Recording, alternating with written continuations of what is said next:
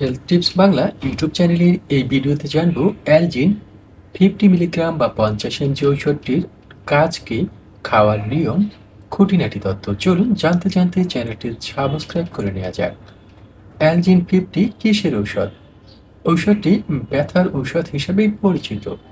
মাংসপেশির খিঁচুনি বিরোধী ঔষধ, পরিপাকনালীর পিত্ততন্ত্র, মূত্রাশয় ও জরায়ুর ব্যথায়। অ্যালজিন 50 এর কাজ কি? অ্যালজিন 50 মাংসপেশির খিঁচুনি রোধে কাজ করে। এছাড়াও অতিরিক্ত পেট ব্যথা, পিরিয়ডজনিত ব্যথা, কোমরের ব্যথা অ্যালজিন নির্দেশিত হয়। তবে ঔষধটি ডাক্তারের পরামর্শ ব্যতীত সেবন করা অনুচিত।